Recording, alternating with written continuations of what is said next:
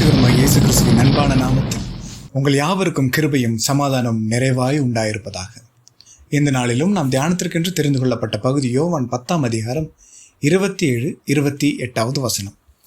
என் ஆடுகள் என் சத்தத்திற்கு செவி கொடுக்கிறது, நான் அவைகளை அறிந்திருக்கிறேன், அவைகள் எனக்கு பின் செல்லுகிறது, நான் அவைகளுக்கு நித்திய ஜீவனை கொடுக்கிறேன், அவைகள் ஒரு காலம் கெட்டுப்போவதில்லை, ஒருவனும் அவைகளை என் கையிலிருந்து பறித்து கொள்வதும் இல்லை. ஹல்லேலூயா. இயேசு கிறிஸ்துவை சொந்த இரட்சகராக ஏற்றுக்கொண்ட நாம் மிகப்பெரிய பாதுகாப்பில் உள்ளோம் என்பதை தான் இந்த வசனம் நமக்கு வெளிப்படுத்துகிறது. அவர் என்ன சொல்றாரு பாருங்க, என் ஆடுகள் என் சத்தத்திற்கு செவி கொடுக்கிறது. நாம் ஆண்டவருடைய சத்தத்திற்கு செவி கொடுக்கிறோம். அவர் நம்மை அறிந்திருக்கிறார், அதனால் நாம் அவர் பின் செல்கிறோம். அவர் பின் நம்மை வழிநடத்தி எங்கே கூட்டி கொண்டு போகிறார் என்றால் நித்திய ஜீவனுக்கு கூட்டி கொண்டு போகிறேன். அப்படி போகிற வழியில ஒருவனும் அவர்களை கெடுத்து விடாதபடிக்கு, அவர்களை என் கையிலிருந்து பிடுங்காதபடிக்கு நான் அவைகளை பாதுகாத்து கொள்வேன் என்று ஆண்டவர் நமக்கு உறுதி தருகிறார். எப்படி அவர் பாதுகாத்து தருகிறார்? 2 தெசலோனிக்கேயர் 3ஆம் அதிகாரம் 3வது வசனமும் 2 தீமோத்தேயு 4ஆம் அதிகாரம் 18வது வசனமும் வாசித்து பார்த்தோம் என்றால், எல்லா தீமை நின்றும் கர்த்தர் நம்மை பாதுகாத்து விடுதலையாக்கி பரலோக ராஜ்யத்தில் சேர்த்து கொள்வார் என்று கர்த்தர் நமக்கு கூறியிருக்கிறார். அப்ப எல்லா தீமை என்றால் என்ன? சத்துருவின் மறைவான கண்ணி. மறைவான கண்ணி என்ன? உலக ஆசை. அங்க பாருங்க, ஏதேன் தோட்டத்தில் ஏவாளை அந்த ஆசையை தூண்டுகிறான் பிசாசு. அந்த கனியை புசித்துப்பார், நீங்கள் தேவர்களைப் போல ஆவீர்கள் என்று ஏவாளையின் ஆசையை தூண்டி விடுகிறான். இப்படிதான் நம்ம இந்த உலகத்துல வாழும்போது உலக பிரகாரமான ஆசைகளை நமக்குள் தூண்டி விடும்படி சத்துருவின் மறைவான சத்தங்கள் நம்மளுடைய காதுகளில் தொனித்து கொண்டே இருக்கும். அதுதான் நம்மை பாவத்திற்குள் இழுத்துச் செல்கிறது. இங்கு அப்போஸ்தலனாகிய பவுல் கூறுகிறான், ரோமர் 8ஆம் அதிகாரம் 36 39 வரைக்கும் பவுல் ஒரு உறுதி கிறிஸ்துவுக்குள் எடுக்கிறான். என்ன உறுதி என்றால், நாசமோசமோ பசியோ பட்டினியோ வியாகுலமோ அழுகையோ எது இருந்தாலும் கிறிஸ்துவின் அன்பை விட்டு என்னை பிரிக்கவே பிரிக்காது என்று அவன் உறுதி எடுக்கிறான். எப்படி உறுதி எடுக்கிறான்? இதெல்லாம் இருந்தாலும் இல்லாட்டியும் ஆண்டவர் என்னை வழி நடத்துவார் என்ற உறுதியில் அவன் இருக்கிறான். லூக்கா 10:19 கர்த்தர் கூறுகிறார், ஒன்றும் உங்களை சேதப்படுத்தாது என்று. இந்த உலகத்துல நீங்க வாழும்போது என்ன விசுவாசிச்சீங்கன்னா ஒன்றும் உங்களை சேதப்படுத்தாது. ஏனென்றால் உங்களை நான் பாதுகாப்பாக வைத்து பாதுகாப்பாக நடத்தி பாதுகாப்பாக பரலோக ராஜ்யத்தை சுதந்திரத்துக் கொள்ளும்படி நான் உங்களுக்கு பாக்கியம் தருவேன் என்று கர்த்தர் கூறுகிறார். இந்த நாளிலும் அவருடைய பாதுகாப்பு நமக்கு மிகவும் பெரிதாக உள்ளது. அவரே நம்முடைய அரண் என்று கர்த்தர் நமக்கு உறுதி தருகிறார். எப்படி நம்மை பாதுகாப்பார்? முதலாவதாக யோவான் 10ஆம் அதிகாரம் 7வது வசனம். ஆதலால் இயேசு மறுபடியும் அவர்களை நோக்கி, நானே ஆடுகளுக்கு வாசல் என்று மெய்யாகவே மெய்யாகவே உங்களுக்கு சொல்லுகிறேன். இங்கு ஆண்டவர் தம்மை எப்படி வெளிப்படுத்துகிறார் என்றால், ஆடுகளுக்கு அவர் வாசலாய் இருக்கிறார் என்று கர்த்தர் நமக்கு வெளிப்படுத்தி இருக்கிறார். ஆடுகளுக்கு அவர் எப்படி வாசலாய் இருக்கிறார்? ஒரு மந்தைக்குள் இருக்கும் ஆடுகளுக்கு பாதுகாப்பான ஒரு வாசலாய் இருக்கிறார். இன்னொன்று, அந்த மந்தைக்குள் இருக்கும் ஆடுகளை சரியான பாதையில் வழிநடத்தி பரலோக ராஜ்யத்தை சுதந்திரத்துக் கொள்ளும்படியான ஒரு வாசலாயும் இருக்கிறார். அதுதான் ஆண்டவர் சொல்றார், நானே வழியும் சத்தியும் ஜீவனுமா இருக்கிறேன் என்று. ஒரு வாசல் வழியா தான் நம்ம ஒரு ராஜ்யத்துக்குள்ளோ ஒரு தேசத்துக்குள்ளோ பிரவேசிக்க முடியும். எல்லா நாட்டுக்கும் ஒரு வாசல் இருக்கும் இல்லையா? அதே போல் பரலோக ராஜ்யத்தை சுதந்திரத்துக் கொள்ள வேண்டும் என்றாலும் அவர்தான் வாசல். நமக்கு பாதுகாப்பா இருப்பதற்கும் அவர்தான் வாசல்.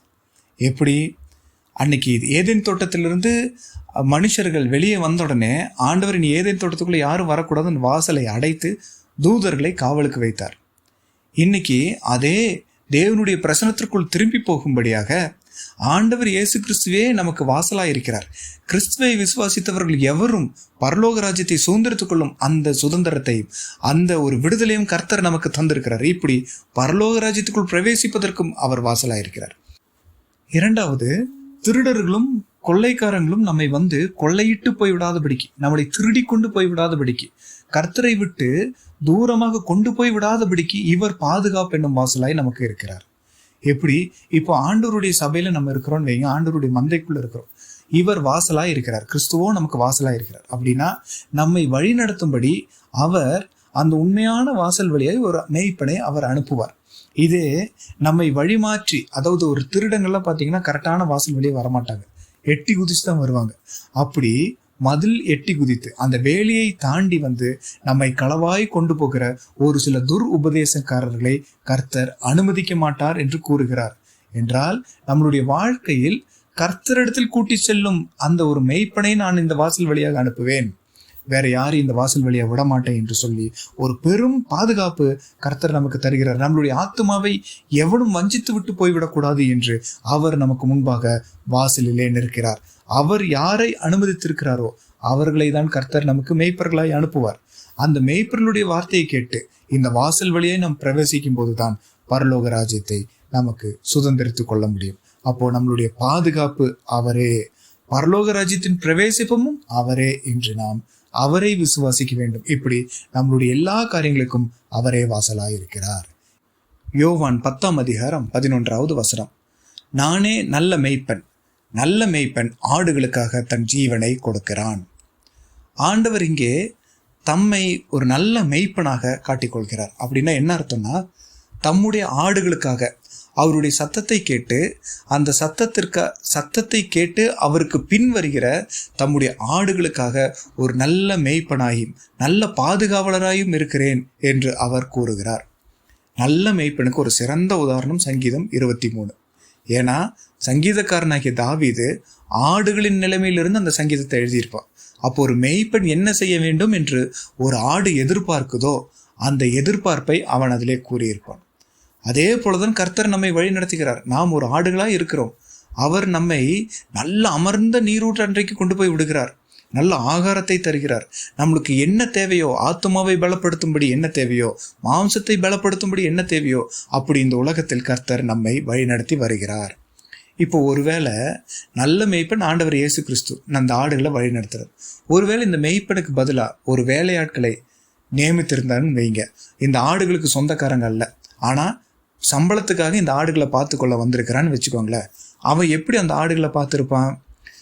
வனாந்திரத்தில் நடந்துட்டு போகும்போது ஆடுகளுக்கு பசிக்குதா இல்லையான்னு பார்க்க மாட்டான். இவனுக்கு பசிச்சிருச்சுன்னா உடனே இவன் உட்காந்து தன்னுடைய வயிற்றை நிரப்ப தொடங்கிடுவான். இப்போ போய் நைட்டு தூங்க வேண்டிய டைம் வரும்போது ஆடுக்கு சேஃபாக இருக்கான்னு பார்க்க மாட்டான்.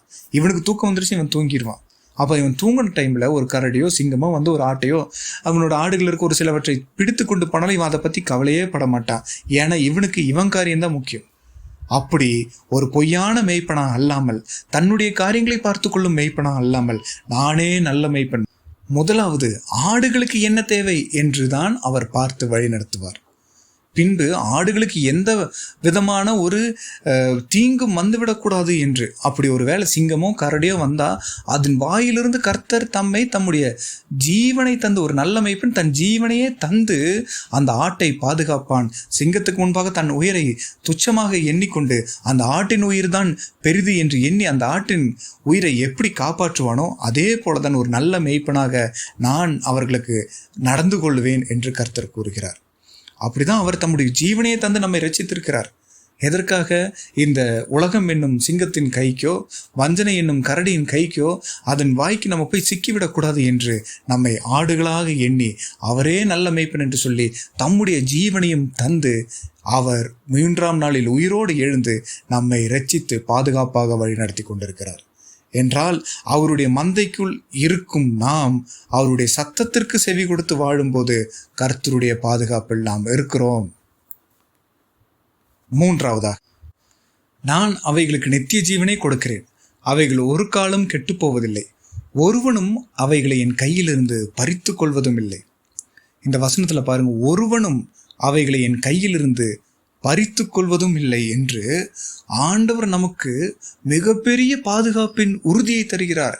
அவருடைய கரத்திற்குள் நாம் இருக்கிறோம் என்று பாருங்க. ஏசாயா 41:10 நீதியின் வலது கரத்தினால் தாங்குவேன். ஏசாயா 49:16 என் உள்ளங்கையில் வரைந்திருக்கிறேன் என்று. அவருடைய உள்ளங்கையில் வரையப்பட்டிருக்கிற நாம் எப்படி இந்த உலகத்தின் பிடியில் போவோம்? ஒருவேளை உலகத்தின் பிடியில் இருக்கிறவர்களாக இருந்தாலும் அவர் தம்முடைய வலது கரத்தினால் நம்மை மீட்டு கொள்ளும்படி அவர் நமக்கு உறுதி தருகிறார். கவலைப்படாதிருங்கள், பயமடையாதிருங்கள், திகிலடையாதிருங்கள். நம்மளுடைய வாழ்க்கைக்கு உண்டான பாதுகாப்பு அவரே அவருடைய பலத்த கரத்திற்குள் நம்மை வைத்து பாதுகாக்கிறார். எவ்வளோ பெரிய பாதுகாப்பு ஆண்டவர் நமக்கு தந்திருக்கிறார் இல்லையா? நம்மளை கொஞ்சம் நினச்சி பாருங்க, ஆண்டவர் ஏன் அவரை ஒரு நல்ல மெய்ப்பனாகவும் நம்மை ஒரு ஆடுகளாகவும் பாவிக்கிறார்? இந்த ஆடுகளை நீங்கள் கவனித்து பார்த்தீங்கன்னா தெரியும், அது ரொம்ப பயந்த சுபாவம் உள்ளது. அது ஏதோ ஒரு சத்தம் வந்தாலே அங்கும் இங்கு துள்ளி குதிச்சு ஓடும். மெய்ப்பனின் அரவணைப்பிலே இருக்க வேண்டும் அப்படின்னு நினைக்கிற ஒரு ஆடுதான் அது. அப்படிதான் ஆண்டவர் நம்மையும் பார்க்கிறார். நம்மளும் கொஞ்சம் பலவீனம் உள்ளவர்கள் தான், பயந்த சுபாவம் உள்ளவர்கள் தான். எப்பொழுது கிறிஸ்துவோடு நெருங்கி வரும்போது ஏதாவது போராட்டம் வந்து, ஐயோ நம்மளுக்கு எதுக்கு இந்த போராட்டம், கொஞ்சம் விலகியே நினைப்போம் அப்படின்னு நினைக்கிறவங்க தான். ஒருவேளை இது செஞ்சால் சத்ருவானவன் நமக்கு விரோதமாய் வந்து விடுவானோன்னு ஒரு பயமும் நம்மளுக்கு இருக்கும். வாழ்க்கை பிரயாணம் விசுவாச பாதையில் நம்ம போவதற்கு ஒரு பயம் நமக்கு அடிக்கடி வந்து நம்மளை முன்னோக்கி போக விடாமல் தடுத்து கொண்டே இருக்கும். என்றால் இன்னைக்கு ஆண்டவர் சொல்கிறார், நானே நல்ல மேய்ப்பன், என்னுடைய கரத்தில் உன்னை பாதுகாக்கிறேன் என்று சொல்லி அவர் நமக்கு முன்பாக போகிறார். இந்த விசுவாச பாதையிலும் பலவீனம் உள்ள நம்மை பலவானாய் மாற்றி பரலோக ராஜ்யத்தை சுதந்திரத்துக் கொள்ளும் அந்த பாதையிலே நிலைதடராமல் போகும்படி கர்த்தர் நமக்கு முன்பாக சென்று நம்மை பாதுகாத்திருக்கிறார். அவருடைய பலத்த கரத்திற்குள் நம்மை பாதுகாத்திருக்கிறார். நம்மை அரவணைத்து அவர் வழிநடத்தி கூட்டி கொண்டு போகிறார். என்றால் நமக்கு முன்பாக சிங்கமோ கரடியோ எது வந்தாலும் ஒன்றும் நம்மளை சேதப்படுத்தாதபடி அவர் நமக்கு முன்பாக நின்று யுத்தம் செய்கிறார், நமக்கு ஜெயம் தருகிறார். அவர் ஜெயம் எடுத்த யார் ஜெயம் எடுக்கிறார்? நான் தான் ஜெயம் எடுக்கிறேன். அப்போ ஜெயம் எடுத்த கிறிஸ்துவை தானே நம்ம ஆராதிக்கிறோம். என்றால் நம்மளுடைய வாழ்க்கையிலும் ஜெயம் உண்டு என்ற விசுவாசத்தில் நாம் நிலைநிற்க வேண்டும். விசுவாச பாதையில் போகும்போது, பரலோக ராஜ்யத்திற்கு நேராக போகும்போது பல தடைகள் வரத்தான் செய்யும். ஆனால் பயப்படாம எல்லா விஷயத்திலும் நாம் தைரியம் கொண்டவர்களாய் முன்னோக்கி போகும்படியாக கர்த்தருடைய வார்த்தை நமக்கு இருக்கிறது. ஒன்றும் உங்களை சேதப்படுத்தாது என்ற விசுவாசத்தில் நாம் நிலைத்து நிற்போம். அவரே நல்ல மேய்ப்பனாய் நம்மை வழிநடத்துகிறார்.